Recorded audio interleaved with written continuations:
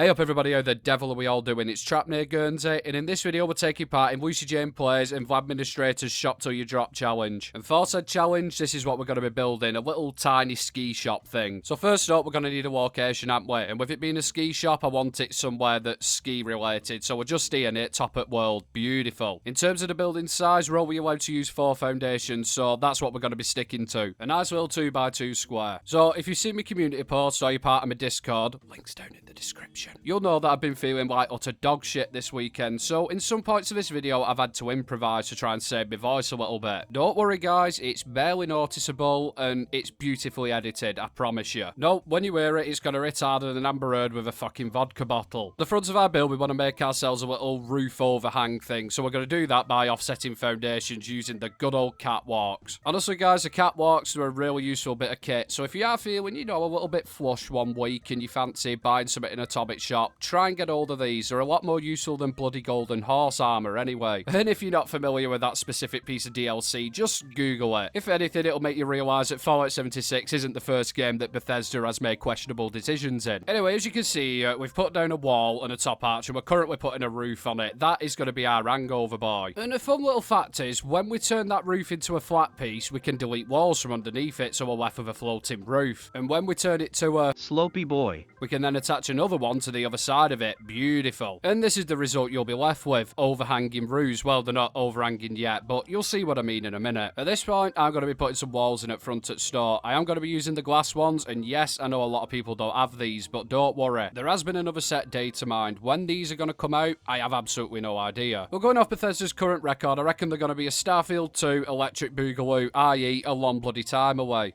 Yeah, watch them release them tomorrow now.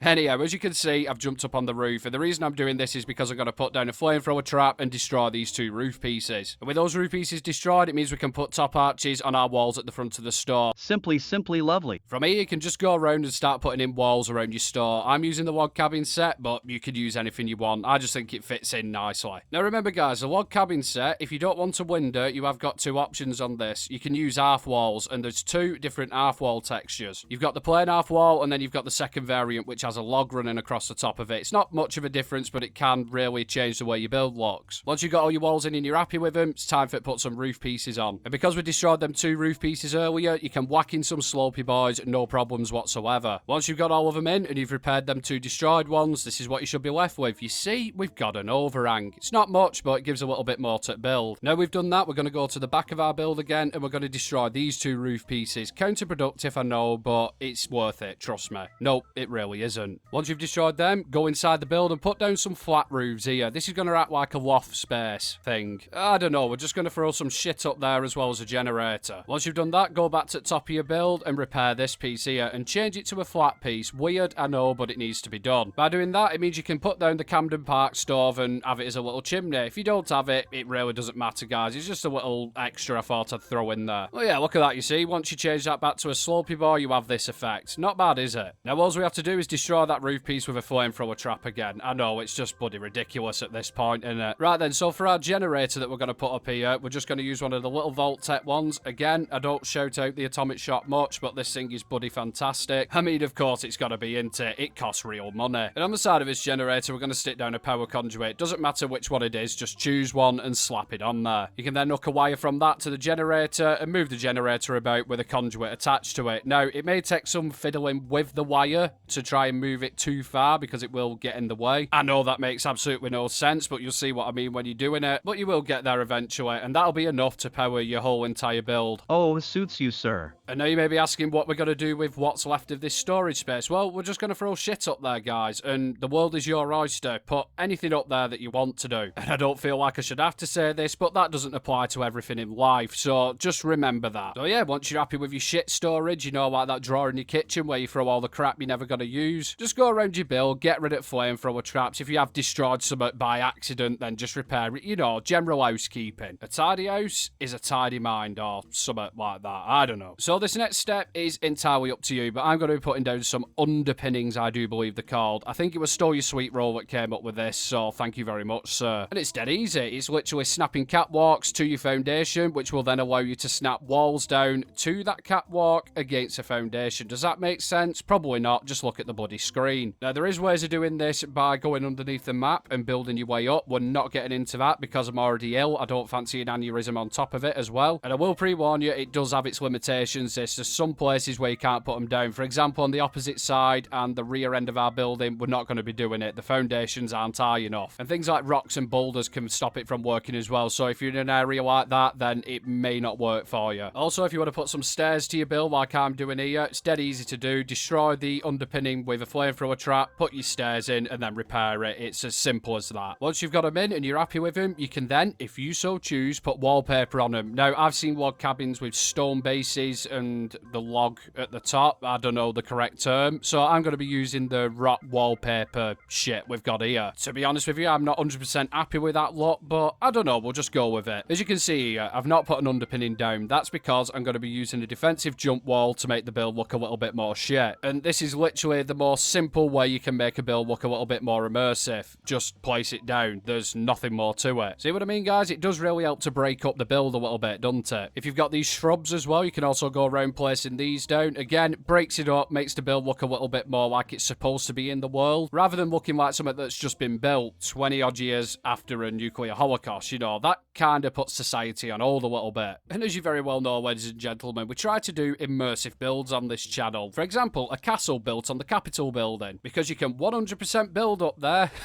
Jesus Christ. What a kick in the penis that was. Anyway, where was we? Ah, yeah, making this build look more shit. And to me, nothing says shit more than a toilet, but we're not going to be using that. We're going to be using this trash can. Yeah, we'll just plonk that down there. Simply lovely. Now, you can go as far as you want with this decoration. You can make it look like a pensioner's mantelpiece if you want, but I'm going to be keeping it quite simple. Especially on the inside, we're just going to go for a ski shop. I think I've only said that 17 times now, but at least everybody knows what we're doing and we're on the same page. Obviously, we're going to be selling some skiing garments, so let's throw down a couple of mannequins. I mean, we can only put 4 down, but thank God it's a tiny shop. And of course, when they come to life, you don't want a whole container full of them to fight, do you? Now, with it being a shop, we're going to need a counter, aren't we? Now, you could use a Nuka-Cola set, you could use a fancy bar set, but I like using these, the bog standard vanilla shelves. Really don't know why I struggled saying bog standard then, but we'll just gloss over that and not draw attention to it. Anyhow, guys, I'm going to decorate the place and I'll be back in a second.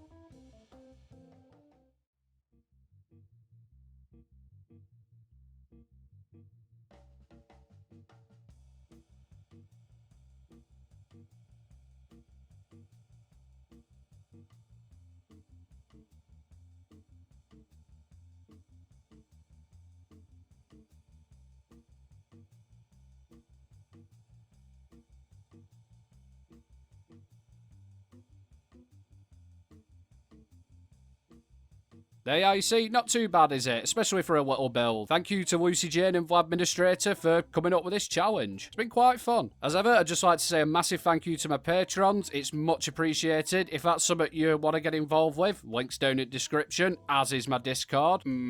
Yep, simply shameless plug. And of course, guys, if you did like the video, please hit that like button. Let me know I'm doing an half-decent job or not. And if you want to see more Weekly Fallout 76 content, consider hitting that subscribe button too. Anyway, as we say in the north, He'll love you and leave you catch you in the next one.